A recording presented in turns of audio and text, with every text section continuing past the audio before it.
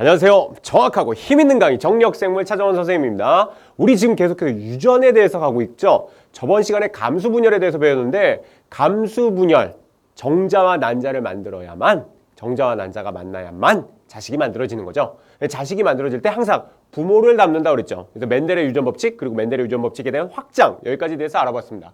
오늘은 진짜로 사람은 어떤 유전에 걸릴까? 사람의 유전에 대해서 좀 알아보도록 할게요. 모든 건 다 아는 건 아니고 당연히 모아서 몇몇 가지만 좀 대표적인 것, 시험에 잘 나오는 것들을 그리고 교과서에 잘 나와 있는 것들 이런 것들만 좀 알아보도록 하겠습니다.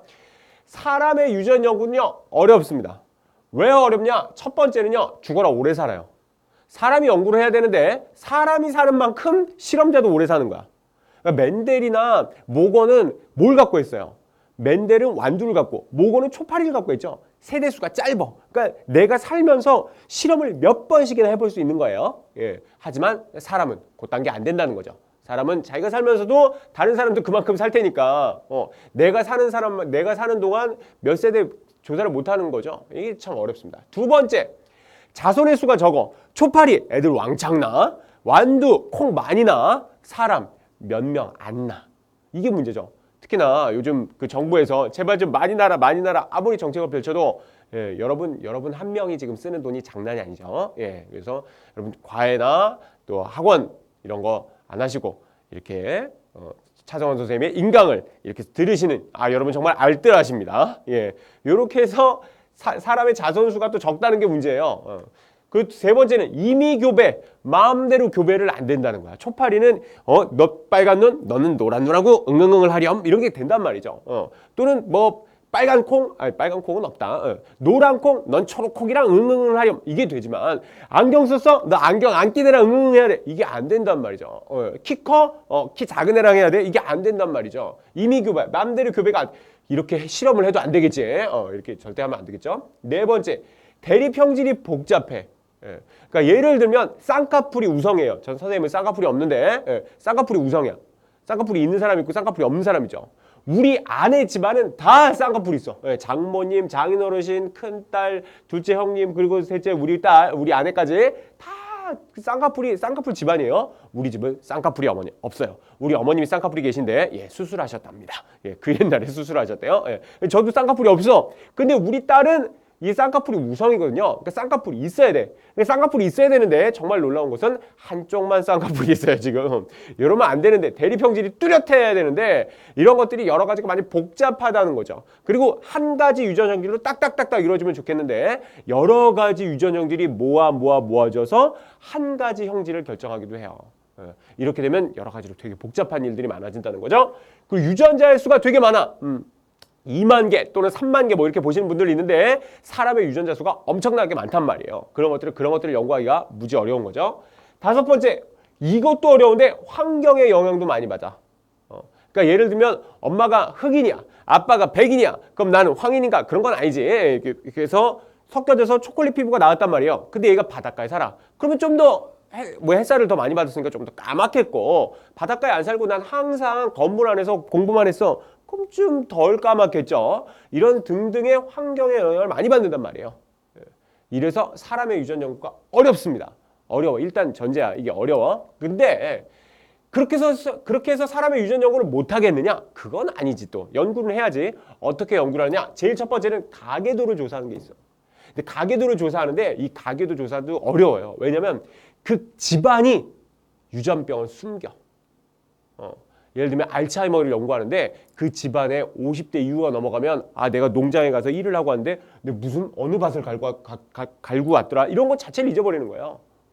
참 슬픈 일이죠. 그럼 그 집안에 남자가 결혼을 해야 돼. 며느리를 봐야 돼. 며느리를 볼 때 그 집안이 다 거짓말을 하는 거야.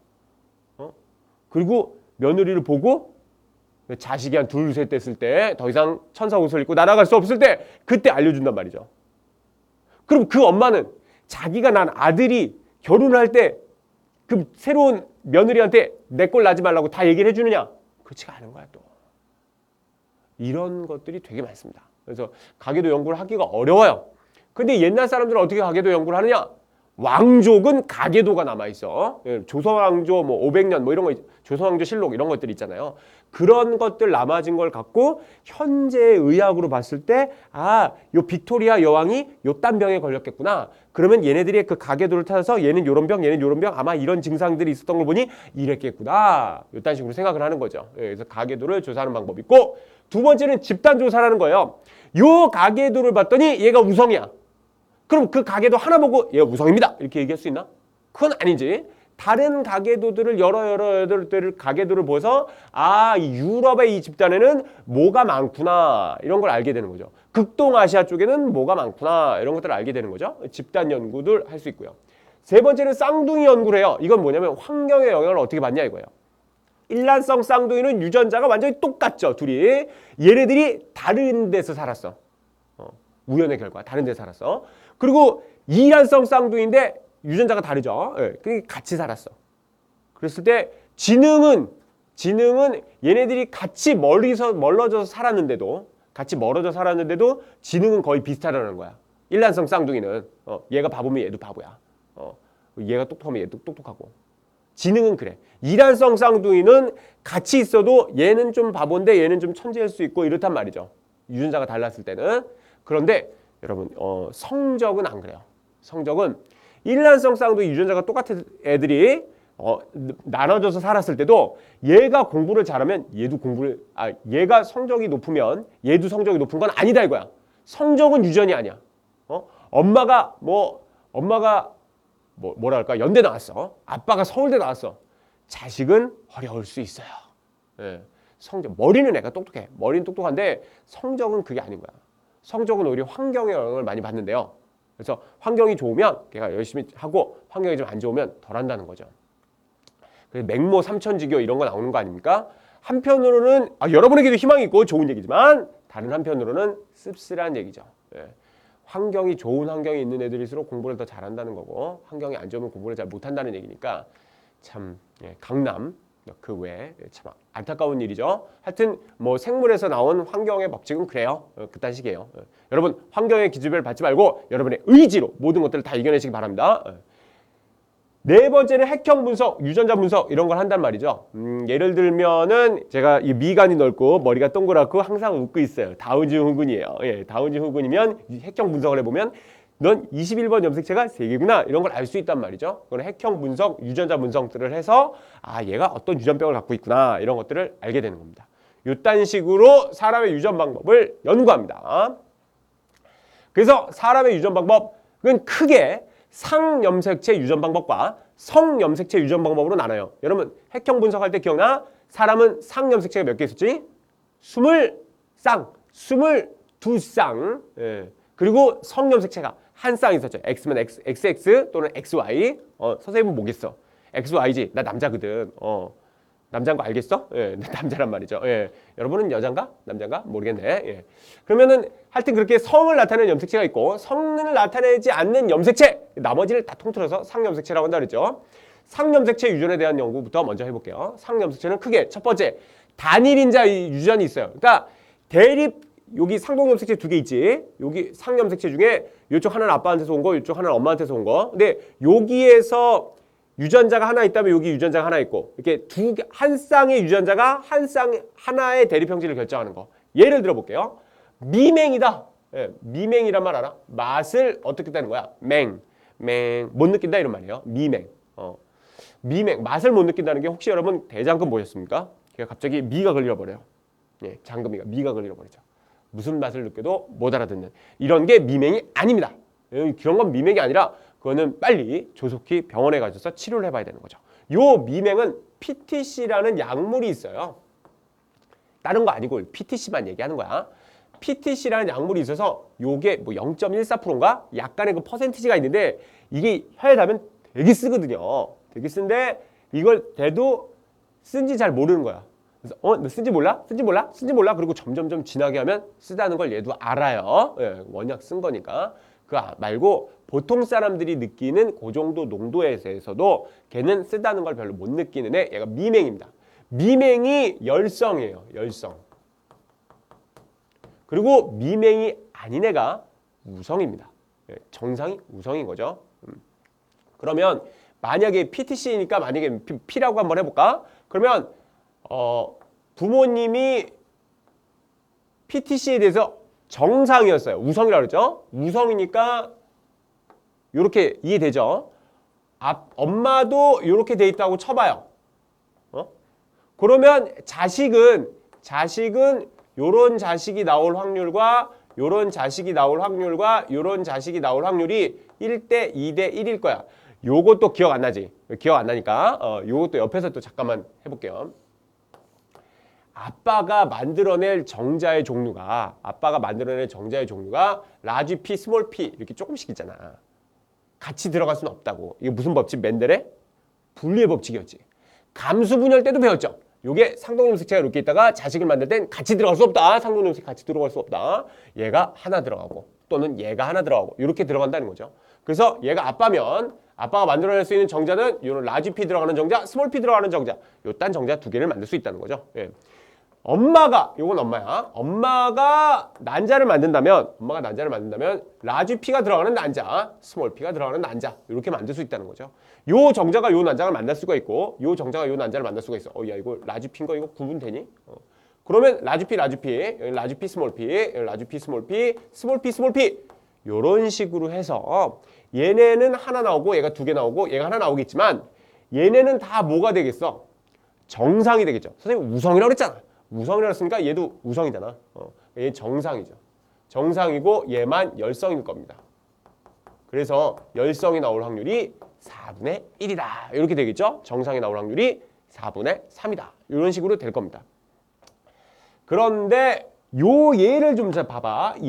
얘를 가만히 잠깐 보면 얘는 정상인 정상이야. 정상인 정상인데 열성 유전자를 가지고 있죠. 요게 만약에 미맹이 유전병은 아니지만 만약에 유전병을 갖고 있다면 정상으로 보이지만 얘가 사실 유전병 인자를 가지고 있다. 예를 들면 엄마 아빠처럼 이렇게 여기 만약에 미맹은 유전병이 아니야. 유전병이 아니지만 유전병이라고 한다면 그러면 요거 봐라. 정상으로 보이는데 유전병을 갖고 있네. 요런 애를 우리는 뭐라고 그러냐면 보인자다 이렇게 얘기하는 거야. 보인자다. 보인자. 그 인자를 보유하고 있는 사람이다 이거야. 그걸 보여주고 있는 사람이 아니라 그 인자를 보유하고 있는 사람이다. 하지만 드러나지 않는 거지. 그러니까 이거는 우성에서 쓰이는 거야, 열성에서 쓰이는 거야. 보인자는 우성은 있을 수가 없어. 우성은 만약에 이게 우성이라면 우성이 드러나 버릴 테니까 보인자가 없지. 그 인자를 갖고 있으면 그냥 드러난단 말이죠. 하지만 열성일 때는 그 유전자를 가지고 있지만 드러나지 않는 사람. 우린 그런 사람을 보인자라고 얘기하는 겁니다. 그럼 호모에만 있겠어? 헤테로에만 있겠어? 호모에는 있을 수가 없죠. 호모에는 있을 수가 없어. 헤테로에만 있겠지. 헤테로에만. 열성일 때 헤테로에만 존재하는 게 보인자라는 말입니다. 이거 하나 알고 있어요. 혀말기 들어가 볼게. 혀말기.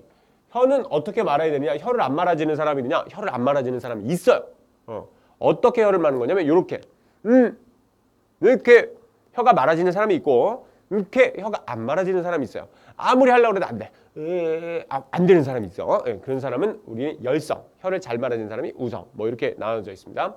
귓불은 뭐냐면 여기 귀에 여기 이게 뭐 넓어야 뭐 부처님 귀가 막 이만하다고 그러죠. 이게 복이 있다. 뭐 이런 동양에서는 이런 말이 있는데 여하튼 요 귓불이 요게 이렇게 선생님처럼 약간 떨어져서 보이는 사람이 있어요. 약간 이렇게 귓불이 이렇게 요게 분리형. 그리고 여기 붙어있는 사람 있어요. 우리 아내가 이렇게 붙어있는데 속칭 우리나라에서는 칼귀라고 그래. 싹 붙어있다 그래서 칼귀. 이렇게 붙어있는 사람은 부착형 이렇게 말하는데 분리형이 부착형에 대해서 우성입니다. 우성이 똘똘하고 우등한 거라고 그랬어? 그런 거 아니라 그랬지. 우성은 그냥 가지고 있으면 드러난다는 거고 열성은 갖고 있음에도 불구하고 안 드러날 수 있다는 거죠. 엄지 모양은 이렇게 이게 이렇게 안 되는 거야. 이렇게 안 되고 아무리 해도 이렇게밖에 안 돼. 이 관절이 뒤로 안 넘어가. 선생님이 이렇게 뒤로 넘어가잖아. 뒤로 안 넘어가는 사람이 있어요. 안 넘어가는 사람이 뭐 열성이고 넘어가는 사람이 무성인데 뭐 그런 거 하여튼 이런 거 있습니다. 이마선은 뭐냐면 선생님 여기 보면 여기 이렇게 V자로 이렇게 뭐 튀어나왔죠? 예. 요렇게 돼 있는 사람, 그거 아니고 그냥 이렇게 쭉 나가는 사람이 있어요. 예. 쭉 나가는 사람이 열성, 뭐 이렇게 튀어나오는 사람이 V자가 뭐 우성, 뭐 이런 것들이 있고요. 눈꺼풀은 아까 얘기했죠. 쌍꺼풀, 우리 딸 얘기했지.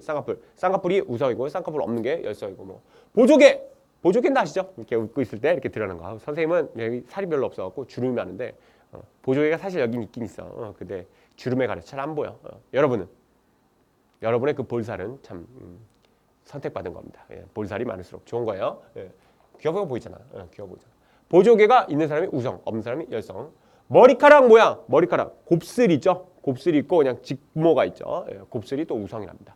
뭐 요 단식, 요런 것들이 단일인자 유전이에요. 유전자가 두 개, 그러니까 라지 P, 스몰 P, 뭐 또는 라지 A, 스몰 A 이렇게 대립 유전자가 딱 한 쌍으로 돼 있어서 그것이 어떻게 될 것이냐가 단일인자 유전입니다. 괜찮죠? 두 번째, 넘어가기 전에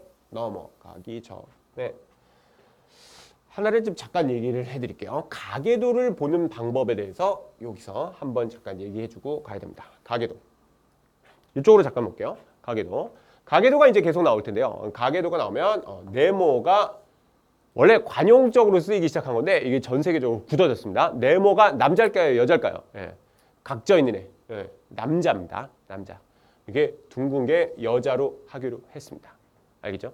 색깔이 있으면 유전병에 걸린 겁니다. 색깔이 있으면 유전병에 걸린 거, 색깔이 없으면 유전병에 안 걸린 거. 그리고 요렇게 되면 응응응을 했다 이겁니다. 요 남자랑 요 여자가 응응응을 했다. 그래서 요 정자랑 요 남자가 만났네 이런 거고.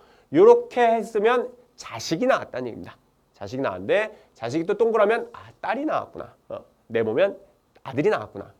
이 첫째고 뭐 둘째는 뭐 이렇게 나왔구나. 뭐 이렇게 할 수 있죠. 쌍둥이를 할 수도 있겠죠. 쌍둥이를 근데 이게 사람이야 사람일 때는 이렇게 하면 안 되는 거야. 사람일 때는 이러면 법에 걸려.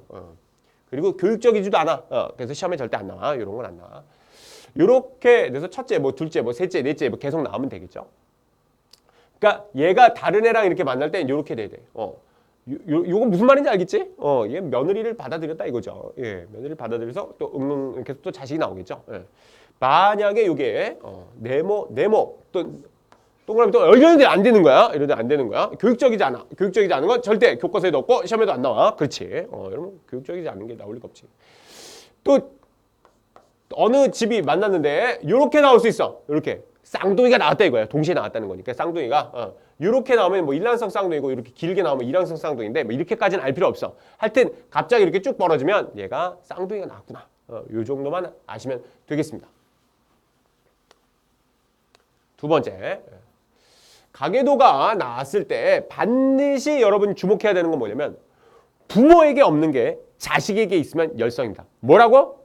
부모에게 없는 게 자식한테 있으면 열성이라고. 돌연변이 빼고 부모에게 없는 게 자식한테 있으면 열성이야. 부모가 없어. 부모가 다 정상이야. 자식을 낳았는데 자식이 유전병에 걸렸네. 그럼 열성이라고. 무조건 열성이야. 무조건 열성. 얘가 쌍으로 갖고 있어야 되잖아요. 얘가 만약에 스몰 A라고 합시다. 스몰 A 하나는 어디서 온 거야? 엄마한테서 왔겠지? 하나는. 아빠한테서 왔겠지? 그럼 아빠, 엄마가 정상으로 보이지만 스몰 A를 갖고 있다는 거 아닌가? 둘 다 보인자였다는 거죠. 유전병을 갖고 있지만 드러나지 않는 사람. 유전병인자를 보유하고 있는 사람. 보인자였다는 거지. 보인자들끼리 만나서 얘가 이렇게 나왔다는 거죠. 괜찮나? 부모에게 없는 게 자식한테 있으면 열성입니다. 그래서 부모가 없는 게 자식한테 나왔다. 그러니까 유전병이 열성이었던 거야. 유전병이 열성이었던 거죠. 그리고 정상이 우성이었던 거야. 그치? 그런데 만약에 부모가 둘 다 걸렸어. 부모가 둘 다 유전병 환자야. 유전병한테 자식을 낳는데 자식이 안 걸렸어. 딴따단 하늘의 은총이죠. 너무 감사한 일이죠. 그럼 얘가 이렇게 됐을 땐 스몰 t가 요게 이렇게 부모에게 없는 게 자식한테 나왔다는 얘기는 부모가 가지고 있었음에도 불구하고 그 유전병이 드러나지 않았다는 거예요. 그러면 유전병이 우성입니다. 유전병이 우성이고 부모가 가지고 있지 않았던 정상 유전자가 얘가 갖고 있으니까 정상 유전자가 열성인 겁니다. 다시 말하는데 부모가 유전병을 안 갖고 있는데 자식이 유전병을 갖고 있다. 그럼 유전병이 열성인 거고요. 부모가 정상이 아닌데 자식이 정상이 나왔다. 그럼 정상이 열성인 겁니다. 다시 말해서 부모가 없는 게 자식한테 있으면 그게 뭐라고? 무조건 열성이라고. 부모가 없는 게 자식한테 있으면 열성이다. 이건 외워야 되는 거야. 이거는 정말 진리야. 진리는 아니지. 진리는 뭐. 하여튼 괜찮지? 유전병에서 되게 중요한 거야. 이런 것들이 가계도를 할 때 또 이따 알아볼 겁니다. 다시 이쪽으로 하셔서 요번에는 복대립 유전입니다. 저번 시간에 한번 했기 때문에 짧게 한번 얘기하고 갈게요. 그 멘델의 유전 법칙 확장해서 선생님이 좀 얘기를 했었습니다. 원래 이렇게 돼 있으면 대립 유전자가 이렇게 있으면 대립 유전자에 들어가는 게 스몰 a, 라지 a, 스몰 a 이렇게 한 쌍만 들어가야 되는데 그런 것이 아니라 여기 들어갈 수 있는 게 라지 b도 들어갈 수 있고 라지 c도 들어갈 수 있고 이렇게 돼 있으면 어떻게 되냐 이거죠.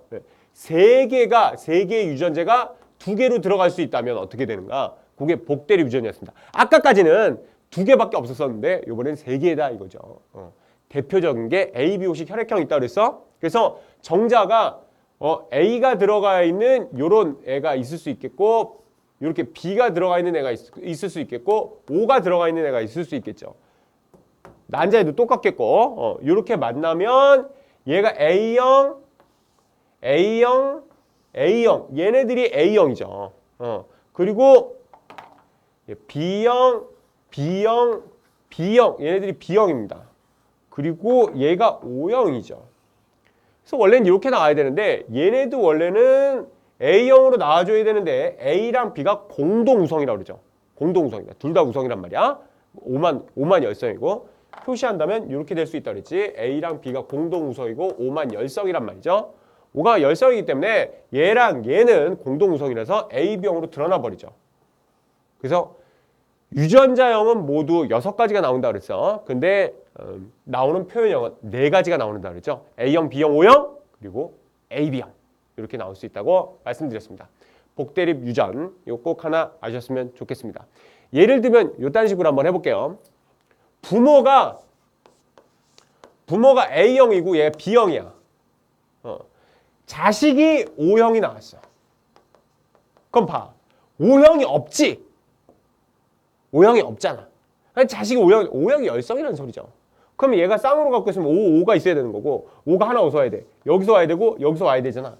그러니까 엄마 아빠가 A형, B형으로 보이지만 AA, BB가 아니라 AO, BO였다. 이렇게 유전인자형까지 알 수 있는 거죠. 이런 식으로 가계도를 해서 아실 수 있어야 됩니다. 그래야지 문제를 풀 수 있는 거고 그래야지 고득점 등급이 높아질 수 있는 거야. 가계도를 잘할 줄 알아야 돼. 다음으로 넘어갈게요.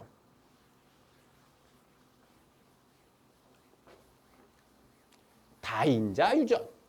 다인자 유전은 어떤 거냐면 다인자 유전은 아까는 2개까지였죠. 2개. 그게 아니라 다인자 유전은 여러 개의 대립 유전자가 쌓여서 하나 만들어지는 거예요. 예를 들면 여기 상동 염색체에 여기 라지 A, 스몰 A 이런 게 있어서 다른 상동 염색체에 여기 라지 B, 스몰 B 이렇게 있는 거야. 그 또 다른 유전자에 라지 C, 스몰 C 이렇게 있는 거지. 얘네들의 합동 전략으로 인해서 하나의 유전 형질이 결정되는 것, 우린 그거를 다인자 유전이라고 합니다. 여러 개 있을 수도 있지만 대표적으로 시험에 나오는 건 딱 3개가 이렇게 독립으로 돼 있을 때만 나와요. 그러니까 요거 한번 볼게요. 독립으로 나 있을 거면. 다인자 유전에서 대표적인 건 뭐냐면 체중과 키 그리고 피부색인데 피부색이 가장 시험에 잘 나와 있으니까 피부색으로 먼저 한번 해보도록 하겠습니다. 이쪽으로 가면 갈수록 피부색이 어두워진다는 걸 알 수 있겠죠? 이쪽으로 가면 갈수록 피부색이 허해지는 겁니다. 그런데 얘네들이 이렇게 딱딱딱딱딱딱딱 피부색이 나눠져 있어야 되는데 그렇지 않고 부드럽게 이렇게 연결되어 있습니다. 이렇게 연결이 되어 있는 이유는 뭐냐면 환경의 영향을 많이 받기 때문이다. 다인자 유전의 특징은 환경의 영향을 많이 받습니다. 환경.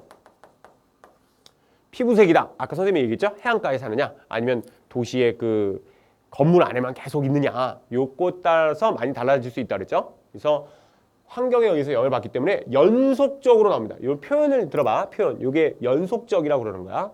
딱딱딱딱딱딱딱딱딱 끊어지지 않고 부드럽게 연속적으로 이렇게 나오는 거죠. 보면은 이 다인자 유전, 이 특히나 피부색 유전에 대한 특징은 뭐냐면요.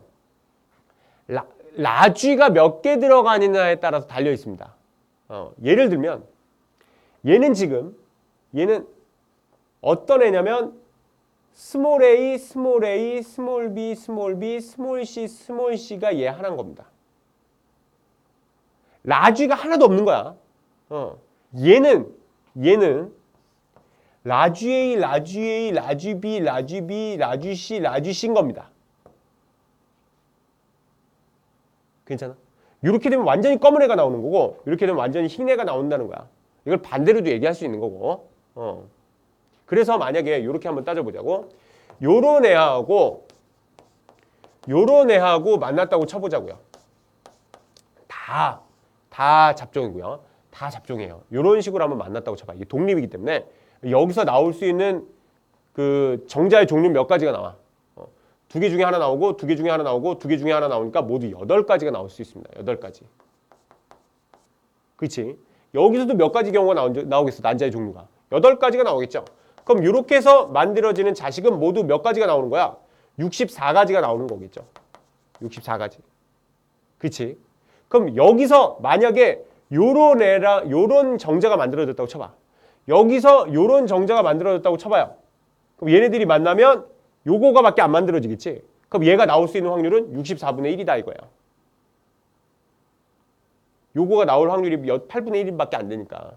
두 개 중에 얘가 나올 확률 2분의 1, 두 개 중에 얘가 나올 확률 2분의 1, 두 개 중에 얘가 나올 확률 2분의 1. 8분의 1이잖아. 2분의 1 곱하기 2분의 1 곱하기 2분의 1. 8분의 1. 그럼 이쪽도 8분의 1. 곱하면 88에 64. 64분의 1이지 뭐. 마찬가지 이쪽도 마찬가지겠지? 스몰 a, 스몰 b, 스몰 c가 나올 확률 8분의 1. 이쪽에 스몰 a, 스몰 b, 스몰 c가 나올 확률 8분의 1. 곱하면 64분의 1. 이렇게 되는 거죠. 그 다음에 얘는 뭐냐면 요런 애나 아이고 뭐니 너는 요런 애나 라쥐가 하나 들어갔지. 요런 애나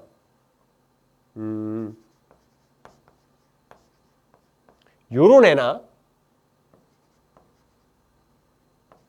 또 뭐냐 요런 애나 다 똑같아. 애들이 피부색이. 아까 말했죠. 잠깐 살짝 얘기했는데 라쥐가 몇 개 들어가냐에 따라 달려있다고. 전체에 라쥐가 하나밖에 없잖아. 전체에 라쥐가 하나밖에 없고 전체에 라쥐가 하나밖에 없잖아요. 그러면 얘가 여기 올 수도 있고 여기 올 수도 있잖아요. 얘가 여기 올 수도 있고 여기 올 수도 있고 여기 올 수도 있고 여기 올 수도 있고. 요거를 다 따지면 이거 두 개 중 이거 두 개, 이거 두 개, 이거 두 개. 6가지 경우가 생겨요. 6가지 경우가. 요런 식으로 한번 표현해 볼게요. 요런 식으로 표현하는 게 또 더 이해가 잘 되는 학생도 있더라고. 여기 6개가 6개가 이렇게 있어. 6개. A, B, B, C, C 이렇게 있는데 색깔이 하나만 들어가야 돼. 라쥐 A 하나만 있단 말이야. 그럼 라쥐 A가 있을 수도 있고 라쥐 B가 있을 수도 있고 라쥐 C가 있을 수도 있죠. 여기 있을 수도 있고 여기 있을 수도 있잖아. 그러니까 구슬이 검은 구슬이 여기 하나 있을 경우 여기는 하얀 구슬이 있고 여기 하나 있을 경우 여기 하나 있을 경우 총 6가지 경우가 있겠죠. 그래서 얘가 6개인 거야. 64분의 6이 나와요.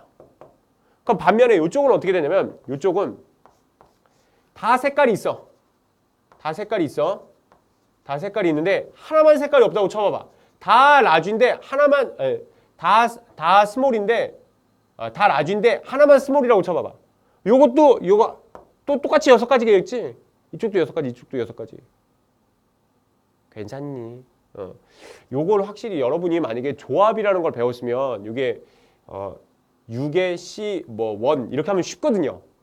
요걸 계산하실 줄 알면 되는데 계산하실 줄 모르니까 지금 선생님이 설명을 이렇게 드리는 거예요. 수학을 좀 잘하면 과학이 편합니다. 근데 더 놀라운 일은 언어를 잘해야지 탐구가 점수가 높아진다. 문제가 무슨 문제인지 못 알아듣는 애들이 요즘 왜 이렇게 많은지 모르겠어. 그 다음에 여기 봐. 여기는 2개가 돌아다니는 거야. 2개가. 요거에 색깔이 있는 게 총 2개. 훨씬 더 많지. 요거가 이렇게 있을 경우랑 얘가 이렇게 있을 경우, 이렇게 있을 경우, 이렇게 있을 경우, 이렇게 있을 경우, 이렇게 어디든 따라 다 다르냔 말이죠. 그걸 계산해 보면 15가지야. 15가지. 여기도 15가지. 그 얘가 제일 많아. 3개 중에 3개만 있는 거. 그럼 요 조합이 제일 많아요. 20가지. 요렇게 해서 총 몇 가지의 경우가지 수가 나오냐면 7가지의 경우가지 수가 나와요. 가장 흰 거, 가장 까만 애. 그래서 총 7가지의 경우가지수가 나온다는 거. 그리고 각각의 애들의 조합이 이렇게 나올 수도 있다는 거. 요거 요즘 특히나 서술형 많이 물어보잖아요. 서술형에서 얘가 몇 가지 경우의 수가 나오냐라고 물어보기가 되게 쉽단 말이에요. 그리고 이런 걸 물어봤을 때 상위권 애들에 대해서 변별력이 생겨요. 그러니까 이게 굉장히 그 점수는 작아. 왜냐면 전체적으로 점수를 좀 끌어올려야 되니까 애들 과학 점수가 되게 낮거든. 그러니까 요걸 끌어올리려고 쉬운 문제는 배점이 좀 커. 학교마다 사실은. 쉬운 문제 배점이 크고 어려운 문제가 배점이 낮거든요. 왜냐면 1등, 2등, 전교 1등, 2등, 3등을 가려줘야 되잖아. 그러니까 요런 것들이 아주 상위권 문제죠. 변별력 문제란 말이야. 점수 배점은 낮을 때지만 요런 것들을 해야지 2등급, 1등급 안으로 들어갈 수 있습니다. 알겠죠? 그래서 이런 것들이 다인자 유전입니다. 다인자 유전은 환경의 지배를 많이 받고 이 3개가 이렇게 독립될 경우에는 모두 7가지 표현형이 나온다. 그리고 환경의 지배를 받기 때문에 연속적이다. 그리고 각각의 1, 6, 15, 20, 15, 6, 1 요 정도의 경우가지수가 나온다는 거 알고 계셨으면 좋겠습니다. 여기까지가 상염색체 유전입니다. 상염색체 유전. 지금부터는 성염색체 유전에 대해서 따져보겠습니다. 성염색체 유전. 실제로 시험에 뭐가 더 많이 나왔냐라는 걸 따져봤을 때 성염색체 유전이 더 시험에 많이 나왔습니다. 근데 어렵지 않습니다. 별로 어렵지 않아. 내용만 잘 이해하신다면 별로 어렵지 않습니다. 선생님이 여기다 반성유전이라고 넣었는데 반성유전이 시험에 가장 많이 나왔기 때문에 반성유전이라고 대표적으로 넣은 거예요. 사실은 반성유전만 있지 않습니다. 뭐도 있냐면 한성유전이 있어. 한성유전 잠깐 얘기하고 넘어갈게. 한성유전이 뭐냐면 한쪽 성만 걸리는 유전이다 이거예요. 대표적으로 사람한테는 Y염색체에 있는 거예요. Y염색체는 누구만 갖고 있어? 남자만 갖고 있어? 여자만 갖고 있어? 당연히 남자만 갖고 있는 거죠. 그러니까 Y염색체가 있는 남자들, 그 집안의 남자들은 다 걸리는 거야. 무조건 다 걸려야 돼. 요런 경우는 뭐가 있냐면요. 대표적으로 귀속털 과다증이라고 있습니다. 선생님도 옛날에 몇 년 전인가 그 TV에서 한번 다큐멘터리를 봤는데 인도에 귀 속에 여기 털이 있거든요. 그 털이 점점점 많이 나서 밖으로 삐져나와요. 근데 그 가문에 그게 그 귀족의 상징인 거야. 그래서 그거를 그 아저씨가 이거를 쭉 해갖고 따갖고서는 이렇게 머리 뒤로 이렇게 연결해갖고 얼마나 장식을 많이 해놓으셨는지. 그 집안의 할아버지도 그러셨더라고. 쫙 이렇게 있고, 우리 집안은 이런 선택받은 집안이라고. 귀 속에 털이 나는. 보면 되게 징그러워요. 되게 징그러운데. 실제로 제가 있었던 학교에 영어 선생님이 귀속털 과다증이세요. 그리고 그 아들도 이제 점점점 나이가 자라면 귀속털 과다증일 겁니다. 매우 정상이시고요. 매우 똑똑하신 분이었고 연대 나오셨고 영어 선생님 되게 잘하시는 분이에요. 예. 되게 웃기신 분이고. 근데 요번에 요거 내가 어떻게 하냐고 물어봤더니 그냥 코털 정리 같은 걸로 그냥 여기다 빙 하면 된답니다. 요즘에는 뭐 좋아졌으니까. 귀속털 과다증 그건 뭐 병도 아니죠 뭐. 예. 병이 아니에요. 혹시 귀속털 과다증이신 분 전혀 신경 쓰실 필요 없습니다. 예. 여자분 귀속털 과다증하고 사신다고 큰 문제 없습니다. 예. 코털 정리 하나만 사다 주면 됩니다. 예. 그게 이제 한성유전, 한쪽 성 Y염색체에 걸리는 거. 반성유전은 뭐냐? 당연히 X염색체에 걸리는 걸 얘기하겠죠. X염색체에 걸리는 거. 근데 여기 두 가지가 있어. X염색체에 걸리는 게 있는데 X염색체에 걸리는 걸 이렇게 표기할게요. 예, 여기 걸렸다는 거예요. X염색체에 걸렸다는 거. 요게 정상보다 열성일 경우가 있어요. 열성일 경우가 이게 시험에 가장 많이 나오는 건데 대표적인 게 뭐냐면 생맹과 혈우병입니다. 생맹과 혈우병. 생맹은 뭔지 아시죠? 예, 색깔을 구별을 잘 못하는 거예요. 혹시 이거 선생님 동영상을 보는데 색깔을 잘 구별을 못 하시는 분이 있다면 이과 쪽은 조금 생각을 한번 해보셔야 돼요. 자연과학 계열 쪽으로 가시는 건 그렇게 큰 문제가 없을 수도 있습니다만 공대 쪽으로 가실 때는 면접 때 걸릴 수가 있습니다. 왜냐면 온오프 스위치가 되게 그 공장의 온오프 스위치가 빨간색과 초록색으로 돼 있는데 빨간색, 초록색, 정록 생명이 생명에서 가장 많습니다.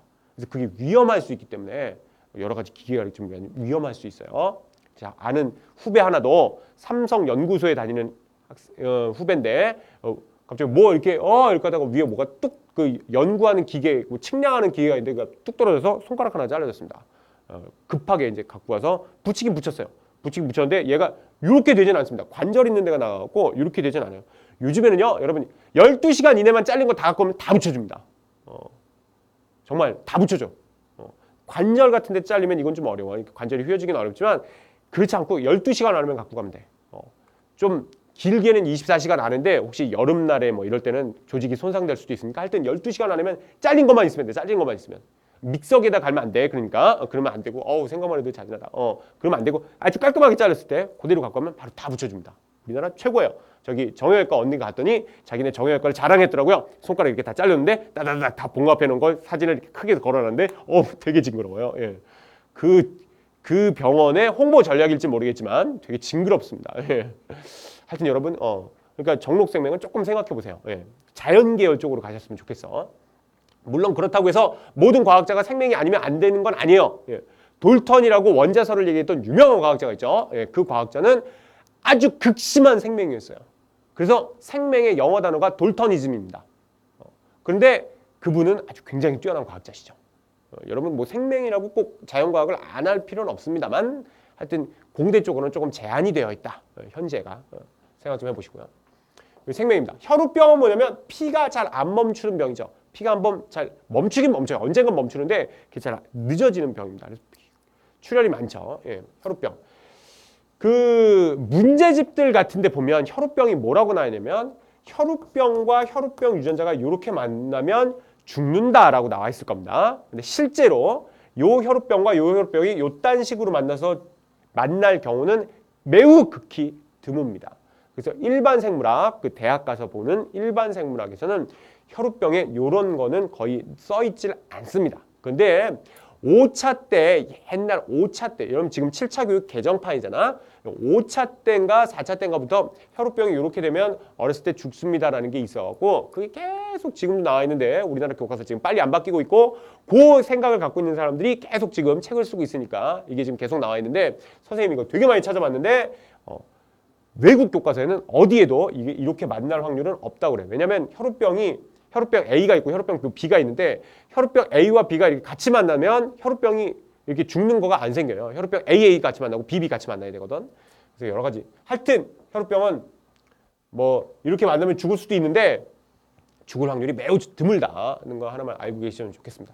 또 하나는 X가 우성일 수가 있어. 우성일 수가 있어. 우성은 시험에 그러니까 교과서에 제대로 안 써 있어요. 그리고 요거는 외울 필요가 없어요. 여러분 생명은 알고 있어야 돼. 생명은 반성 유전이고 열성이라는 걸 외우고 있어야 돼요. 근데 아까 뭐 미맹, 뭐 쌍꺼풀 이거는 외울 필요가 전혀 없어요. 알려줘. 문제에서 알려줘. 만약에 알려주지 않으면 내신에서 선생님이 그걸 변별력 문제를 되게 까다롭게 내신 거야. 아니면 알려준다고. 아니면 가계도에서 그걸 알 수 있도록 해줘요. 외우는 게 아니야. 생명만 외우면 되는 거고 사실은 다른 게 외우는 게 아니에요. 이렇게 해서 사람의 염색체에 대해서 알아봤습니다. 사람의 염색체에 대해서 알아봤지만 요걸 갖고로 문제를 풀 수가 없다는 거예요. 문제를 풀 수가 없어. 왜 문제를 풀 수가 없냐? 사람의 유전을 저렇게 적나라하게 물어보는 문제가 나오질 않아. 나오질 않고 어떻게 나오냐면 되게 가계도를 주어진 다음에 가계도를 주어지고 이 가계도에서 이 어떤 유전병이 이 유전병이 무슨 유전이냐라고 물어보는 이런 문제가 되게 많이 나옵니다. 그래서 그 유전병을 어떻게 찾을 것이냐? 차정원 선생님의 요거만 따라가면 돼. 요거만 따라가면 돼. 그러면 이거 지금 고등학교 고3 학생들한테도 되게 인기 있는 거예요. 요 플로우 차트만 하면 딱 따라가면 됩니다. 요거 하는데 정말 몇 초 안 걸려. 몇 초 안 걸려. 한번 해볼게요. 첫 번째. 남자만 걸렸는 날 찾아. 남자가 네모라고 그랬죠? 색깔 있는 네모만. 하여튼 네모면 모두 다 색깔이 있어야 돼. 그러면 쫙 봐봐. 근데 한 명이라도 동그라미의 색깔이 있다. 여자도 걸렸네? 그럼 무조건 뭐는 아니야? 한성유전은 아닌 거야. 요거 여러분 동그라미 네모 찾는 거 그렇게 어려운 게 아니야. 쭉 보면 돼. 동그란 네모에 색깔이 있으면 무조건 한성유전은 아닌 겁니다. 괜찮지? 두 번째, 우열찾기. 부모에게 없는 형질이 자식에게 있는가? 이거 내가 계속 아까 강조했죠. 부모에게 없는 게 자식한테 있으면 열성이라고. 열성이라는 걸 찾았어. 만약에 열성이라는 걸 찾았으면 이 열성이 성염색체 열성인지 상염색체 열성인지 알아야 돼요. 성염색체 열성이라면 아까 X'이 열성인 경우 아까 생맹, 혈우병 이런 거 있다 그랬죠? 요건지 아니면 얘가 우성인지를 찾아야 돼. 어떻게 그러니까 우성인지는 아닌지 이건 이미 글렀지. 열성이라는 걸 알았으니까. 요건지 아니면 상염색체에 있는 건지 성에 있는 건지 상에 있는지를 결정해야 되겠죠. 그때 어떻게 하냐 말이야. 그때 여기 봐봐. 그때 열성이라는 걸 잡았잖아. 열성, 부모에게 없는 게 자식한테 있다. 열성이라는 걸 잡았으면 무조건 뭘 잡냐면 여자를 잡아. 누굴 잡는다? 여자를 잡으라고. 여자를 잡아. 여자를 잡아. 미안해. 오늘 조금 설명이 길지? 근데 이게 정말 중요한 거야. 여자를 잡아. 여자를 잡으면 만약에 성염색체 열성이라면 여자가 이렇게밖에 될 수가 없다고. 열성이니까. 그러면 하나는 엄마한테서 왔다면 하나는 어디서 왔냐면 반드시 아빠한테서 와야 돼. 아빠한테서. 그래서 엄마 쪽은 보인자가 있을 수 있어. 그렇지. 생명에 보인자가 있을 수 있는데 아빠 쪽은 보인자가 있을 수 없다고. 그래서 반성유전이 아빠한테 더 많이 걸리게, 엄마한테 더 많이 걸리게, 아빠한테 훨씬, 남자한테 훨씬 더 많이 걸리는 거야. 왜냐면 보인자가 없이 X를 갖고 있으면 그냥 무조건 다 드러나니까. 하지만 여자 생명은 매우 극히 드물죠. 여자가 만약에 생명이라면 위에 아빠는 반드시 생명이어야 돼요. 딸은 필요 없고 여기서 아들을 만들 때 X'이 또 들어갈 거 아닌가? 밑에 아들도 반드시 생명에 걸려 있어요. 엄마가 생명이면 아들은 100%야. 봤죠? 여자면 누굴 잡아라? 여자를 잡아라. 아니, 열성이면 누굴 잡아라? 여자를 잡아라. 여자를 잡아서 위아래 남자가 다 이렇게 생명에 걸려 있어야 돼. 그러니까 유전병에 걸려 있어야 돼. 만약에 둘째 아들이 태어났는데 둘째 아들이 안 걸려 있다. 그러면 반성유전이 아닌 거야.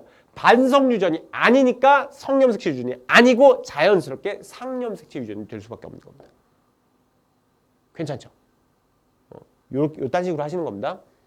이게 어려울 것 같지만 어렵지 않아, 여러분. 그 다음에 우성이라면 만약에 했는데 부모에게 없는 게 부모에게 둘 다 유전병에 걸렸는데 자식이 뭐 정상이야. 그래서 이게 우성이라는 걸 알았어. 우성이면 성염색체 우성인지 상염색체 우성인지를 알아야지. 이게 뭐니 이거 얘는 이렇게 돼 있었겠지.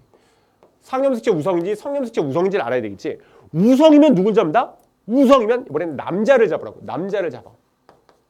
걸려있는 남자를 잡아. 걸려있는 남자를 잡아서 남자가 이렇게 걸려있을 거야. 만약에 성염색체라면. 그럼 이게 우성이란 말이야. 우성. 그럼 요게 Y는 아빠한테서 왔을 거고 X'은 어디서 왔냐면 엄마한테서 왔을 거라고. 그 엄마가 X'을 갖고 있다는 얘기는 이게 우성이잖아. 그럼 뒤에 뭘 갖고 있던 간에 이게 우성이니까 이게 드러나야 된다고. 그래서 엄마가 걸릴 수밖에 없어. 그렇죠. 그리고 얘가 딸을 낳는다고 쳐봐. 딸을 낳는다고 쳤을 때 Y가 들어가면 딸이 안 나오지. 이건 아들이야. 그럼 X'이 들어가야 되는데 X'이 들어가면 뒤에 뭐가 오든 간에 우성이니까 딸도 100% 걸릴 수밖에 없다고. 그러면 아빠가 걸렸는데 남자가 걸렸는데 위아래를 봤더니 야 뭐가 안 걸려있는 게 있더라. 그러면 얘는 성염색체 유전이 아닌 거고 당연히 상염색체 유전일 수밖에 없는 겁니다. 괜찮죠? 요딴 식으로 하시면 되는 겁니다. 아니면 3 아니면 4, 4 아니면 3이다. 이렇게 가면 된단 말이죠. 괜찮죠? 이렇게 하시면 돼요. 주의할 점이 있어. 주의할 점이 있는데 주의할 점이 뭐냐면 여기 잠깐 봐요. 주의할 점은 뭐냐면 전체 가계도에서 확인을 해봐야 돼. 여기 조금만 옮겨볼게요. 뭐를 확인해 보셔야 되냐면 어느 저주받은 집안의 가계도를 한번 봐봐. 남자가 유전병에 걸렸어. 그래서 내 평생 소원은 정상인 아들을 갖는 거. 그래서 정상인 여자랑 결혼해서 아들을 낳는데 아들도 유전병에 걸린 거야. 이런 주인장. 아들도 유전병에 걸린 거예요. 그래서 아들 그 손자만큼은 그래서 정상 며느리를 받아들여서 손자를 낳는데 손자도 유전병에 걸린 거예요. 그래서 눈 감기 전에 손자를 빨리 결혼을 시켜서 증손자 하나만큼은 제대로 돼 있는 애를 낳고 싶었지만 증손자도 유전병에 걸려있는 걸 보고 통안에 눈물을 흘리며 돌아가셨어요. 이런 저주받은 집안의 가계도가 있다고 쳐봅시다. 그러면 요거만 봤을 때 야 남자만 쪼르륵 걸렸으니 한성유전이구나 요딴 식으로 생각하실 수 있단 말이죠. 근데 요거만 되는 게 아니야. 요거만 되는 게 아니고 만약에 이게 성염색체라고 따져보자고. 아빠가 걸렸었는데 X'에 있어. 엄마 쪽이 보인자였던 거야. 우연히도 여자 집안이 다 보인자였던 거야. 그래서 요쪽이 요게 넘어왔네. 아빠한테는 다 정상이었는데 이럴 수도 있잖아. 저주를 받았다니까. 이럴 수도 있는 거 아니야. 그치? 그러니까 이게 X가 열성일 수도 있는 거. 그렇죠? 또 하나. 이게 상염색체 열성일 수도 있어. 상염색체 열성. 얘가 이렇게 돼 있었던 거죠. 정상을 받아들이는데 정상이 항상 보인자였던 거야. 그래서 여기에 스몰 a가 자꾸 넘어가고 여기선 당연히 스몰 a밖에 넘어올 수가 없고 이렇게 될 수도 있겠죠. 요럴 수도 있는 거야. 그쵸? 그런데 이게 상염색체 우성일 수도 있다. 이게 라지 B하고 뭐 뒤에 아무거나 뭐 상관없지. 얘 스몰 B, 스몰 B, 스몰 B, 스몰 B. 이게 다 정상을 받아들이는데 우연히도 얘가 계속 넘어오는 거야.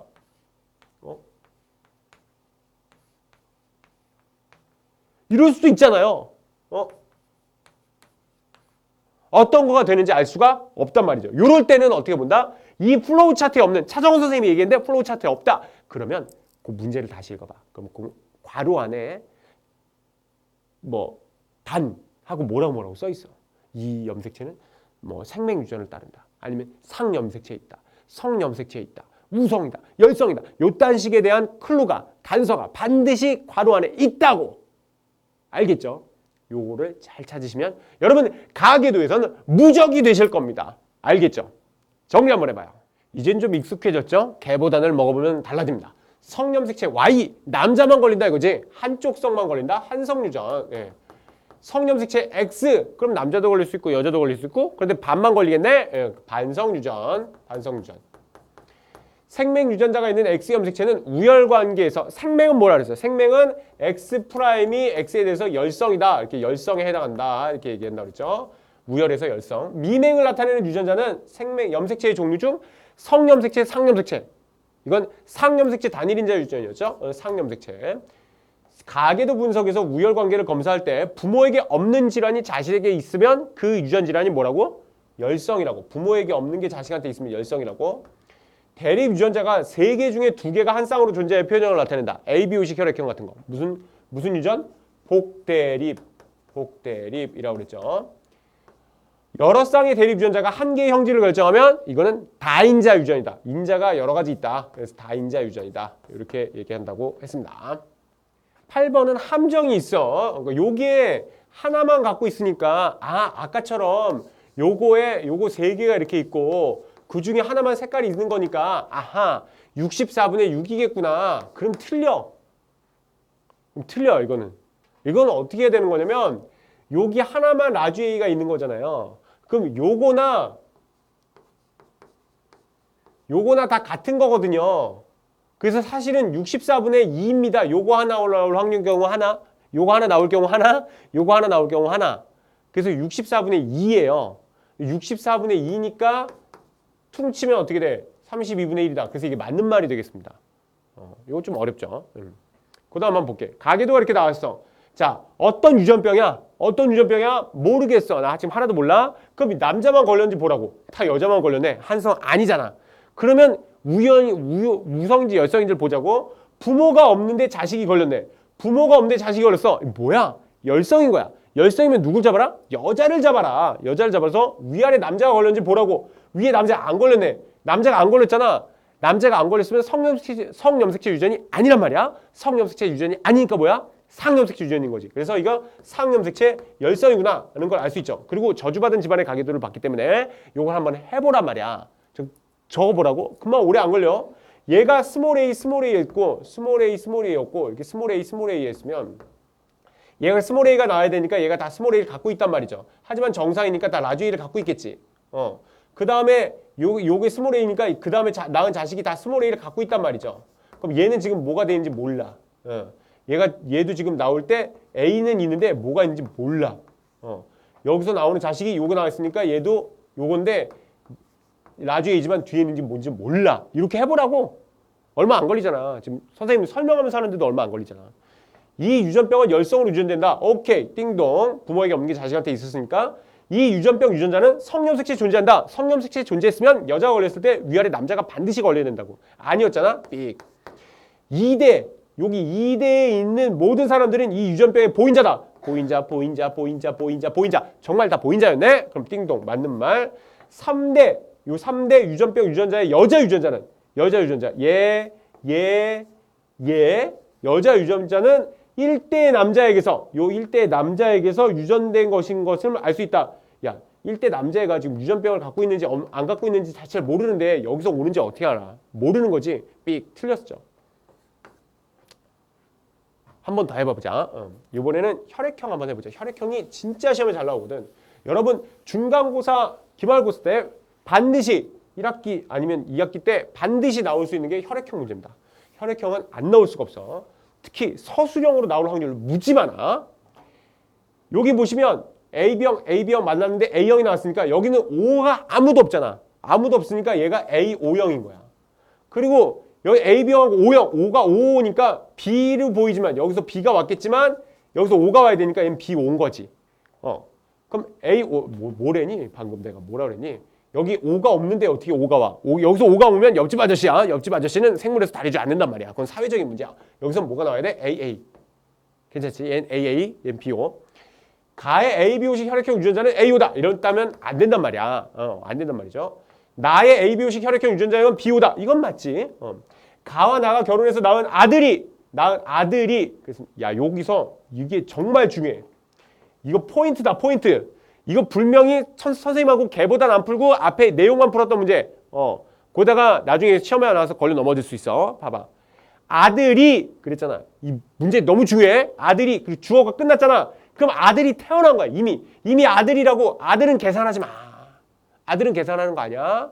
근데 이 아들이 AB형일 확률. 그럼 여기서 A밖에 올 수가 없죠. 이건 확률이 없고. 여기서 요게 올 확률 2분의 1, 요게 올 확률 2분의 1인데 얘가 와야지 되니까 2분의 1. 그러면 50%지 뭐. 그래서 50%다. 이건 맞는 말. 이건 맞는 말. 그런데 그 다음 문장을 봐. 가와 나가 결혼해서 AB형인 아들. 이건 아들이 나올 게 정해져 있지 않다고.